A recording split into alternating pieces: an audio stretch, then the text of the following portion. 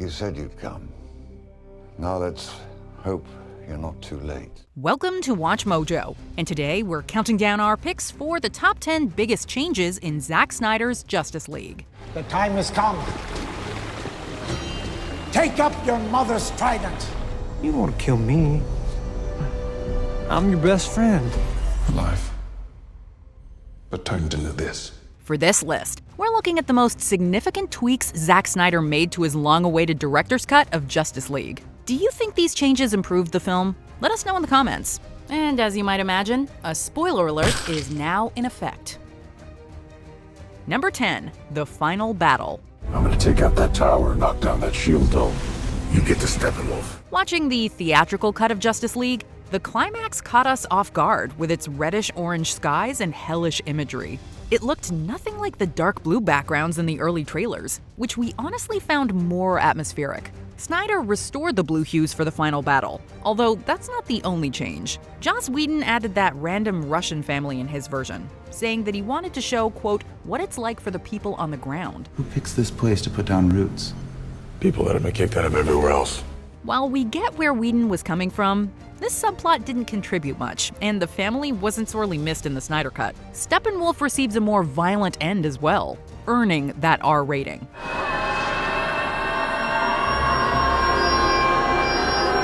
Number 9, Martian Manhunter.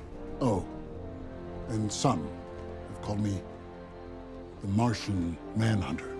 J'onn J'onzz, better known as Martian Manhunter, is one of several heroes we had hoped to see in the theatrical cut. Allies from other worlds. While we got no such appearance in that version, Snyder initially had plans for the character. On a commentary track for the ultimate cut of Batman vs. Superman, Snyder mentioned that Martian Manhunter was Lieutenant General Calvin Swanwick incognito. What's your source on this? A tinfoil hat? In a storyboard that didn't make Whedon's version, Martian Manhunter was going to visit Lois Lane's apartment under the guise of Martha Kent.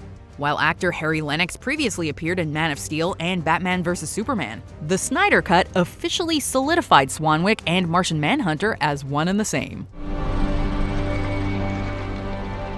The world needs you too, Lois.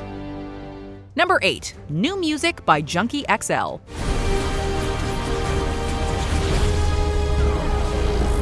Whatever your thoughts on Snyder's filmmaking style are, his movies almost always have amazing soundtracks. Junkie XL, aka Tom Holkenborg, collaborated with fellow composer Hans Zimmer on Man of Steel and Batman vs. Superman.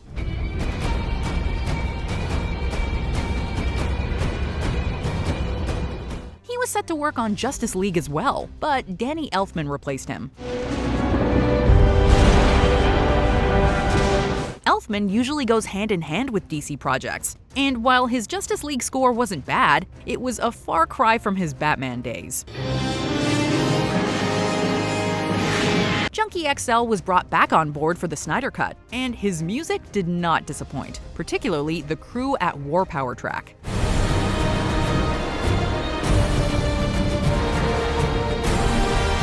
Number 7, Steppenwolf's updated design. My lord. For many, one of the theatrical version's biggest letdowns was its villain. How do you see it? Aside from being far less interesting than his comic book counterpart, Steppenwolf had a generic look obviously rendered through CGI. While Snyder's Steppenwolf is still clearly draped in CG, his design is a vast upgrade. Not only is his armor infinitely less silly, but Steppenwolf's facial features are far more atrocious, in a good way. While a cooler look is one thing, the Snyder Cut also delves deeper into Steppenwolf's backstory and motivation, as well as his dynamic with Darkseid. That said, Steppenwolf isn't the only major antagonist this time around. It shall be so, my master. Number 6, more Aquaman.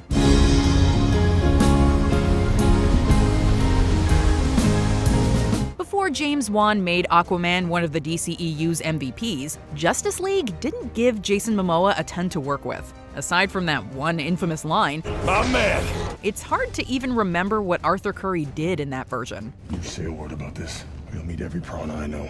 Originally, Snyder planned to set the stage for Wan's film. Aside from giving Mara a more prominent role, Willem Dafoe shot a scene as Nordis Volko. The time has come.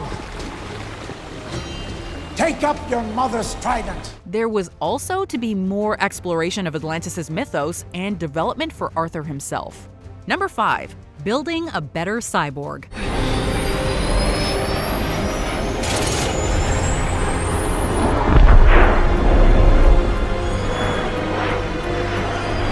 Out of the central 6 heroes, Cyborg is arguably the one who got the shortest end of the stick in the original version. If these are gifts, then why am I the one paying for them? The film did little to flesh out Victor Stone's life before his accident, his relationship with his father, or his personality. Virtually everything about the character is improved upon in the Snyder Cut, although the CG can still be hit and miss. Nevertheless, Stone finally emerges as somebody we root for and empathize with, as opposed to just another member of the team.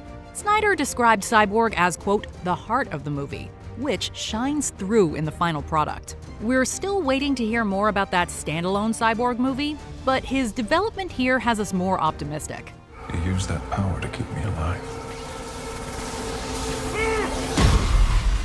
Alive. But turned into this. Number 4. Superman in Black. All the hopes and dreams of Krypton live in you now. I'm so proud of you, son. We get that Whedon was going for a more lighthearted tone with his Justice League, but why lose Soup's black suit? It's one of the most memorable aspects of the death of Superman's story arc. With Superman's inevitable return, we all assumed he'd dress in black for the occasion. I believe in truth. But I'm also a big fan of justice. Instead, Whedon opted for traditional red and blue. The Snyder Cut finally sees Henry Cavill don the black suit.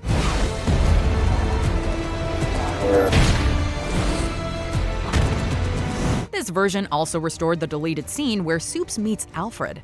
I'm assuming you're Alfred. Master Kent. Overall, the Superman here is significantly different than in Whedon's interpretation, particularly around the upper lip. Yes, ma'am. Number 3. Iris West and the Flash. I'm so sorry, I'm late.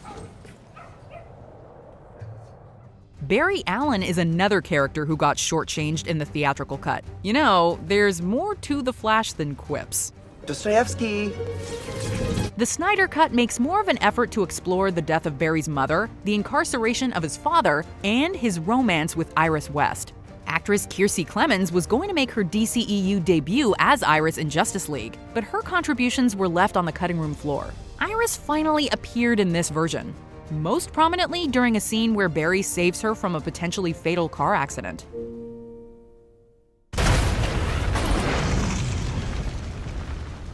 Snyder also aimed to make more sense of the future Flash from Batman vs. Superman,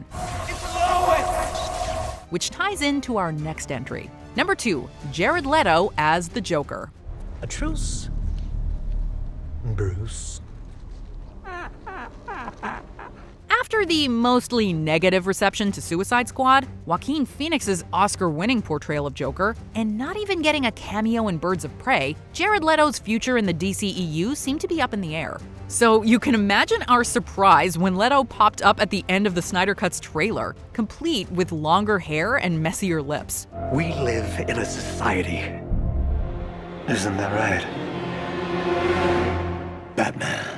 Batman encounters Joker in the nightmare future, where society has become much, much stranger. You want to kill me? I'm your best friend.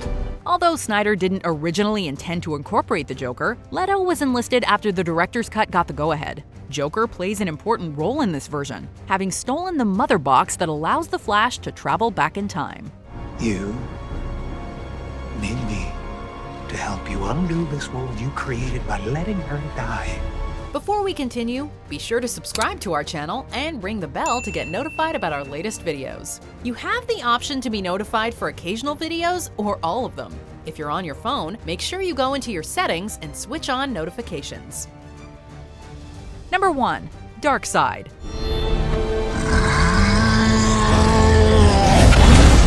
We always knew that Darkseid wouldn't be the central villain in the theatrical cut. At the very least, though, we thought the film would set him up for future installments. Aside from a brief mention, Darkseid was a no-show. For the unity!